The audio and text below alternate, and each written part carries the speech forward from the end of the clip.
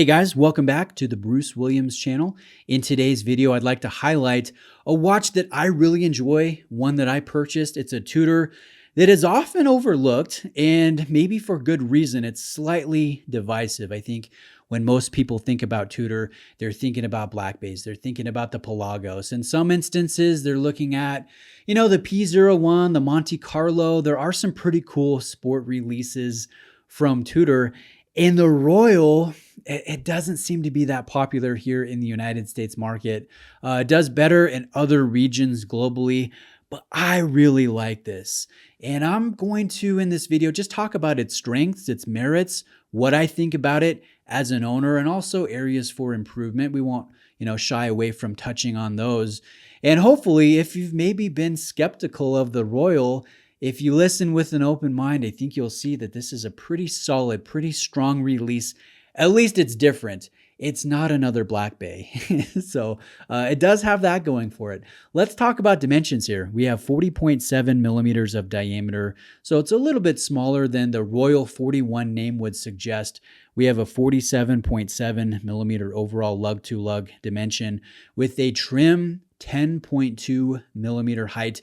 And the watch sits nicely. It sits flat on wrist. It has a good stance. And again, with this angular case in this integrated bracelet, it has kind of a powerful, dominant stance on wrist. And you pair that with the fluted bezel. You pair that with the, the lovely yellow gold that has warmth and luster to it. And this really shines in natural light. This looks excellent. I do like the bronze sunray finish here on the dial, the Romans, the railroad track, the combination of complications. To me, I look at this watch and it's nothing. I mean, it has some concepts similar to a day-date from Rolex, but it's nothing like a day-date. It's 70s. It's a little bit brash. It's a little bit brazen. It's a little bit different. It's I don't see Rolex when I look at this. I see some elements, yes, but done in Tudor style, if that makes sense. And I like that. So it has good wrist presence. It has a good weight.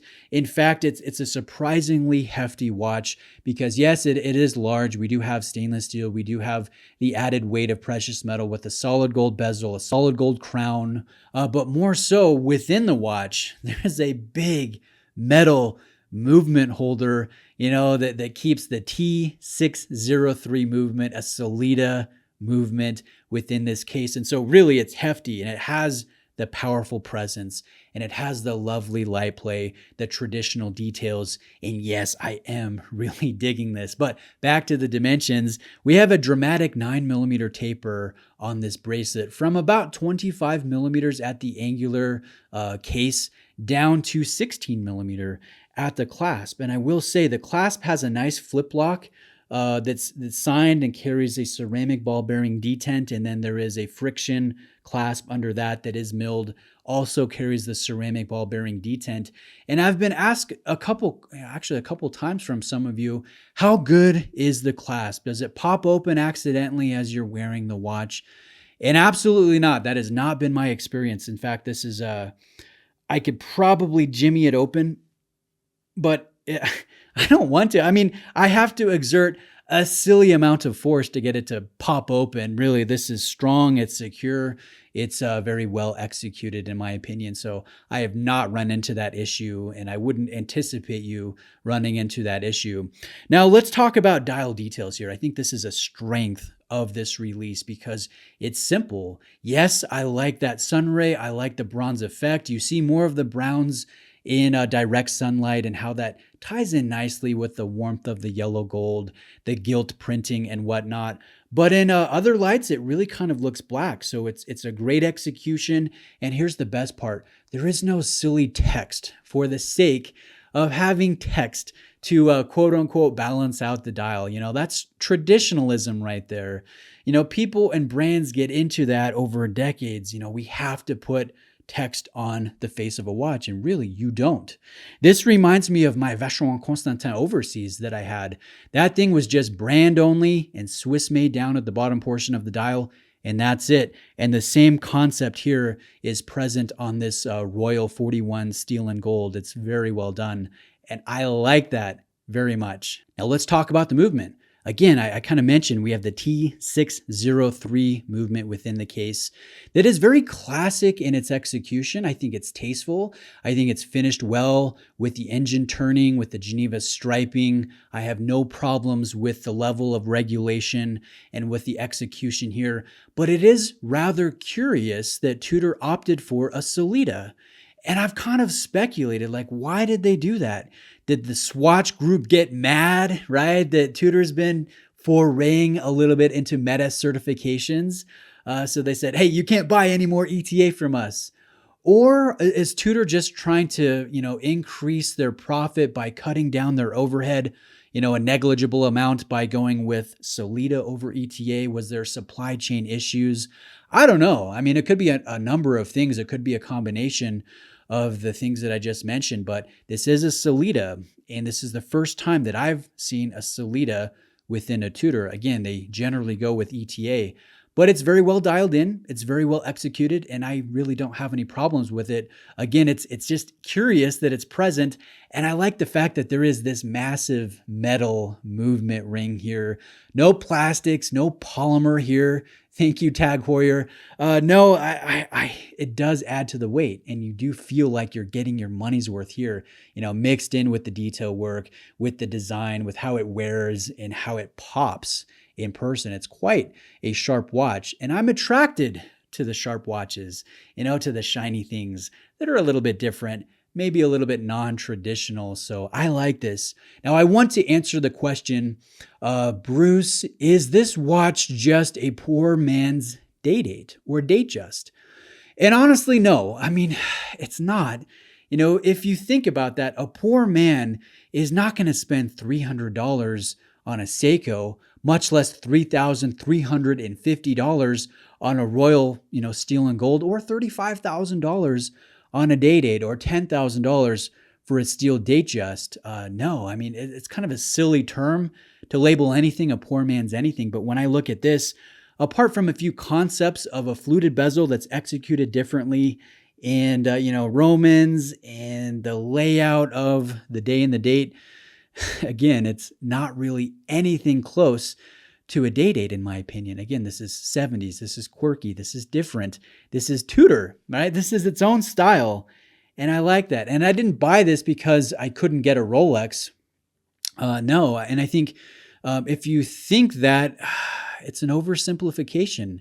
And maybe that applies to other brands. I know Omega has sold a lot more watches because watch enthusiasts can't get their hands on some Rolexes.